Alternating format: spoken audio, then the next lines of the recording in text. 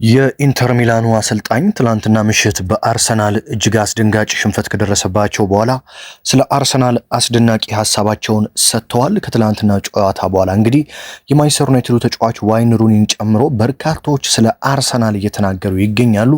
መድፈኞቹ በአውሮፓ ሻምፒዮንስ ሊግ እስካሁን ድረስ ምን ያህል ገቢ ነው ያገኙት? ምክንያቱም በጣም በርካታ ገቢ ነው አርሰናሎች ያገኙት። ይህም የበርካቶቻችሁ ጥያቄ ነው።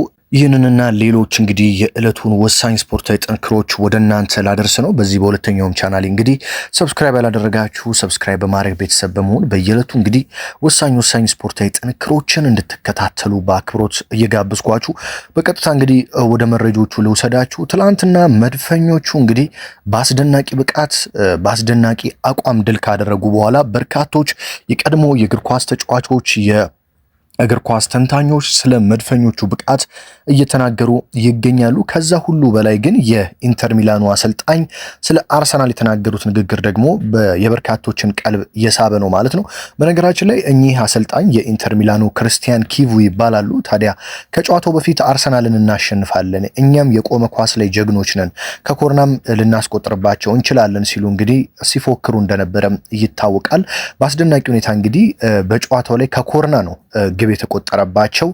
ጋብሪኤል ጄሱስ ከኮርና ግብ እንዳስቆጠረ አይታችኋል። ሁለተኛዋ ግብ ስትቆጠር ማለት ነው። ታዲያ ከኮርና እኛም ጎበዝ ነን ያሉት የኢንተር ሚላኑ አሰልጣኝ በአርሰናል ከተሸነፉ በኋላ በአርሰናል መሸነፋችን አልጸጸተኝም ሲሉ ነው የተናገሩት። የኢንተር ሚላኑ አሰልጣኝ ክርስቲያን ኪቩ ሲናገሩም እንግዲህ እኔ እንደውም በሻምፒዮንስ ሊጉ እጅግ የምበሳጨው በሊቨርፑልና በአትሌቲኮ ማድሪድ የተሸነፍኩባቸው ጨዋታዎች ናቸው። ሊቨርፑልና አትሌቲኮ ማድሪድን ማሸነፍ እንችል ነበረ። በእነሱ የተሸነፍኩት ጨዋታ ይጸጽተኛል። ነገር ግን በአርሰናል የተሸነፍኩት የትላንቱ ጨዋታ አይጸጽተኝም። ምክንያቱም ደግሞ አርሰናል በአሁኑ ሰዓት የዓለማችን ምርጡ ቡድን ነው። ምንም አይነት ስህተት የማይሰሩና ምንም አይነት ድክመት የሌለባቸው ናቸው። አርሰናሎች በቴክኒካል ብቃት፣ በፍጥነት፣ በኃይልና ሜዳ ላይ ባላቸው ቦታዎችን የመጠቀም ችሎታ በጣም ጠንካሮች ናቸው። የዓለማችን ምርጡ ቡድን በአሁኑ ሰዓት አርሰናል ነው ሲሉ እንግዲህ የኢንተር ሚላኑ አሰልጣኝ ክርስቲያን ኪቩ የተናገሩ ሲሆን በአርሰናል የተሸነፍኩት ጨዋታ ሳይሆን በአትሌቲኮ ማድሪድ እና በሊቨርፑል የተሸነፍኳቸው ጨዋታዎች ናቸው እኔን የሚቆጩኝ ሲሉ እንግዲህ ለአርሰናል ያላቸውን አድናቆትና ክብር ገልጸዋል ማለት ነው። አርሰናል እንግዲህ በአሁኑ ሰዓት 7 ተከታታይ የአውሮፓ ሻምፒዮንስ ሊግ ጨዋታዎችን ድል አድርጓል። ከዛም ባለፈ ባለፉት 8 ዓመታት ኢንተር ሚላንን ሜዳው ላይ 3 ግቦች አስቆጥሮ ያሸነፉት 2 ቡድኖች ብቻ ናቸው። በ8 ዓመታት ውስጥ ኤስ ሚላን እና አርሰናል ብቻ ናቸው በኢንተር ሚላን ጊዩሴፔ ሜዛ ስቴዲየም 3 ግቦችን በማስቆጠር ኢንተር ሚላንን ማሸነፍ የቻሉት ማለት ነው። ይህም በጣም ትልቅ ሪከርድ ነው። በሌላ በኩል አርሰናል 7 ተከታታይ ጨዋታዎችን በሻምፒዮንስ ሊግ አሸንፏል። ይህ ሪከርድ በፕሪሚየር ሊግ ውስጥ የተያዘው በማንቸስተር ሲቲ ነው። ማንቸስተር ሲቲ ከዚህ በፊት 10 ተከታታይ የአውሮፓ ሻምፒዮንስ ሊግን በማሸነፍ የፕሪሚየር ሊግ ውስጥ ተከታታይ የሻምፒዮንስ ሊግ ጨዋታዎችን ያሸነፈ በሚል ሪከርዱን በእጁ ይዟል። አርሰናል ደግሞ አሁን 7 ተከታታይ ጨዋታዎችን ድል አድርጓል። ስለዚህ መድፈኞቹ ምናልባትም ይህንን ሪከርድም ሊሰብሩት ይችላሉ እየተባለ ነው የሚገኘው። ምክንያቱም አሁን 7 ጨዋታ አሸንፈዋል። ቀጣይ ደግሞ በኤምሬት ቀጣይ ሳምንት ሮብ ላይ በሜዳቸው ካይራት አልማይቲ ነው የሚገጥሙት። በጣም ደካማ ቡድን ነው የሚገጥሙት። ያንን ጨዋታ በቀላሉ ያሸንፋሉ ተብሎ የሚጠበቅ ጨዋታ ነው። ስለዚህ 8 ጨዋታ ላይ መድረስ ይችላሉ ማለት ነው። ቀጣይ ከዚያ የምድብ ጨዋታዎችን በተከታታይ በተለይ 16 ውስጥ ሁለቱን ጨዋታ የደርሶ መልሱን ማሸነፍ ከቻሉ የማንቸስተር ሲቲን ሪከርድ መጋራትና ከዛም አልፈው መስበር የሚችሉበት አቅም እንዳለም ተመልክተናል ማለት ነው። አርሰናል በዘንድሮ ሻምፒዮንስ ሊግ በጣም በርካታ ገንዘብ ያገኘው ቡድን ነው። ከሁሉም ሻምፒዮንስ ሊግ ላይ ከሚሳተፉ ቡድኖች ሁሉ አርሰናል ነው ከፍተኛ ገቢ ማግኘት እየቻለው ማለት ነው። እንግዲህ በአውሮፓ ሻምፒዮንስ ሊግ ስኬታማ ጉዞ እያደረጉት የሚገኙት መድፈኞቹ በፋይናንሻሉ ረገድ እንግዲህ 93 ሚሊዮን ዩሮ ገቢ ከትላንትናው ጨዋታ በኋላ ደርሶላቸዋል ማለት ነው። ይህም እንግዲህ በጣም ከፍተኛ ገቢ ያገኙ የሻምፒዮንስ ሊጉ ቀዳሚ ቡድን መሆን ችለዋል መድፈኞቹ ማለት ነው።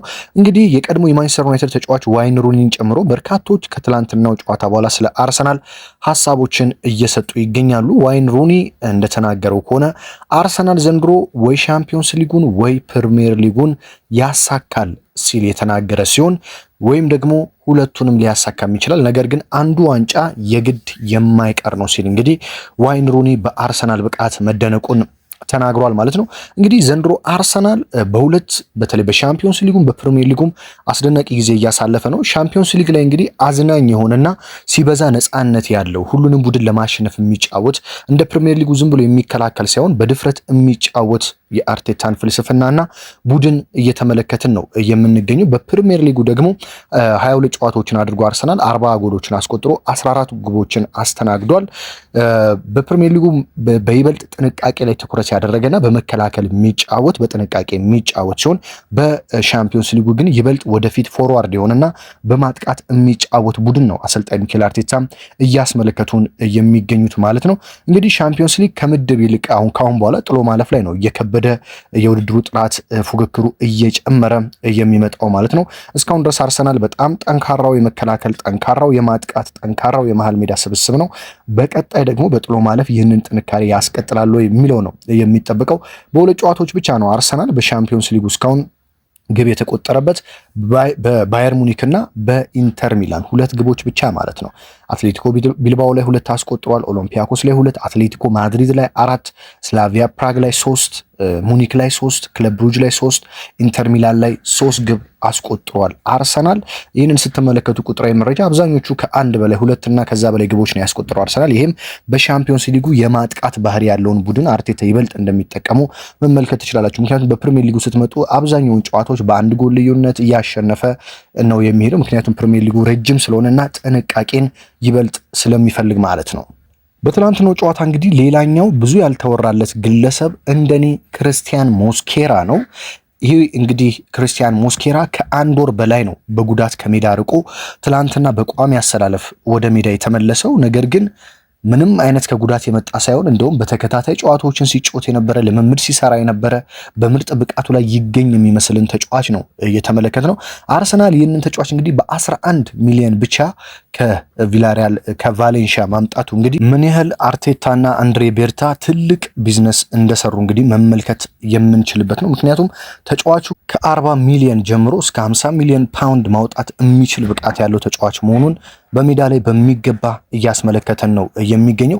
ትላንትና እንግዲህ በቴክኒካልም በፊዚካልም በጣም ፈታኝ የሆነውን የዓለማችን በጣም አሉ ከሚባሉ አጥቂዎች መካከል የሆነውን የኢንተር ሚላኑን አጥቂ ማርከስ ቱራም ጋር እንግዲህ እንዴት ሲፋለምና እንግዲህ ፉክክር ሲያደርግ እንዳመሸ እንዴት አድርጎ እንዳቆመው ከማርከስ ቱራምን ባለፈ እንደነ ላውታሮ ማርቲኔዝ እና ሴባስቲያን ኢስፖሲቶንን የመሰሉ ተጫዋቾች እንዴት አድርጎ እንዳቆመ ስትመለከቱ ተጫዋቹ ከጉዳት ሳይሆን በምርጥ አቋሙ ላይ የተመለሰ ነው የሚመስለው። ስለዚህ ለአርሰናሎች በጣም ትልቅ እረፍት ነው። ለተጫዋቾች እረፍት ለመስጠት እንዳይሰጉ ለማድረግ ትልቅ ጥቅም የሚሰጥ ተጫዋች ነው። ከጉዳት የተመለሰ አይመስልም። ከወጣበት ዋጋ አንጻር አርሰናል እንደውም ለቫሌንሺያ ይጨምር የሚሉ በርካታ የአርሰናል ደጋፊዎች እየተመለከትኩ ነው የሚገኘው። ከኳስ ጋር ያለው ምቾት፣ አእምሮአዊና አካላዊው ጥንካሬ፣ ከኋላ ጀምሮ ቡድኑን በኳስ የማደራጀት ብቃት እነ ማጋሊሽ ጋር ስታዩ ብዙ ጊዜ እግራቸው ላይ ኳስ በደንብ በምቾት ሲጫወቱ አትመለከቱም። ክርስቲያን ሞስኬራ ላይ ግን በእግሩም ኳስ ሲጫወት በጣም አስደናቂ እንደሆነ በትላንትናው ጨዋታ ተመልክተናል። ማጋሊሽ ደግሞ እንደምታውቁት ሜዳ ላይ ሲኖር በአካልም በእያንዳንዱ ነገር ሲፋለም ስለሚያምሽና ሲፋለም ስለሚውል ማለት ነው በጣም ድካም ላይ ነው የሚሆነው። ስለዚህ ለሱ እረፍት ለመስጠት ትክክለኛ ተተኪ የሆነ ተጫዋች ነው ክርስቲያን ሞስኬራ።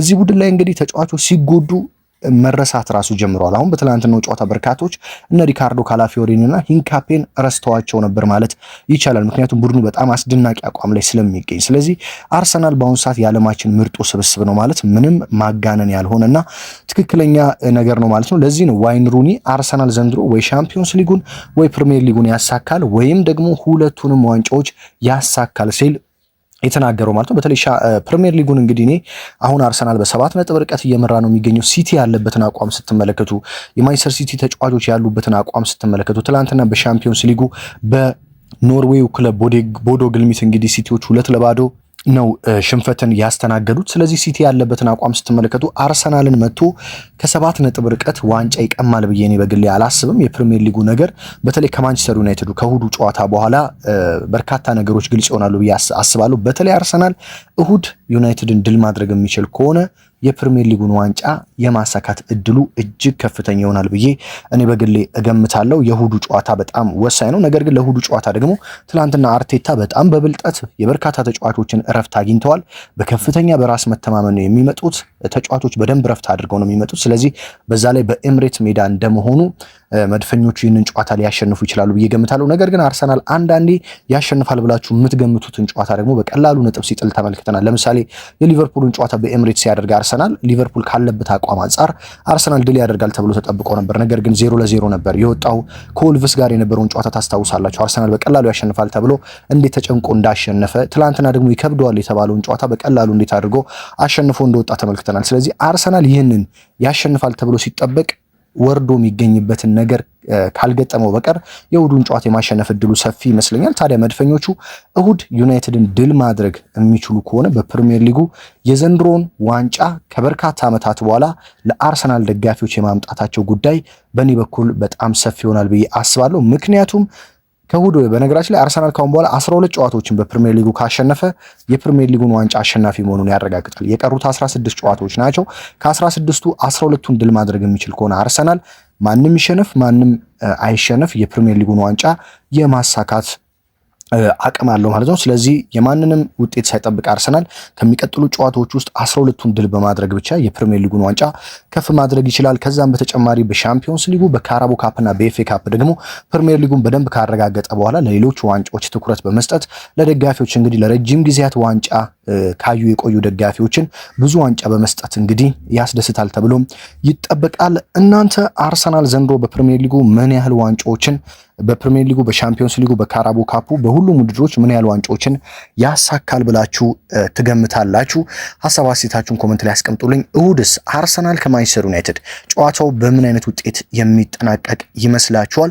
ሀገር ውስጥ ከባህር ማዶ ሆናችሁ እንግዲህ ይሄኛውንም አዲሱን ቻናሌ እንግዲህ ዋናውንም ቻናሌ መረጃዎችን እየተከታተላችሁ ከጎኔ በመሆን እንግዲህ በየዕለቱ የምታበረታቱኝን ውድ አድማጭ ተመልካቾችን ከልብ ላመሰግናችሁ እወዳለሁ። ታዲያ በሌላ ወሳኝ ጥንክርና በሌላ ወሳኝ መረጃ እንግዲህ በያላችሁበት እስከምንገናኝ ድረስ ሰላም ተመኘሁላችሁ።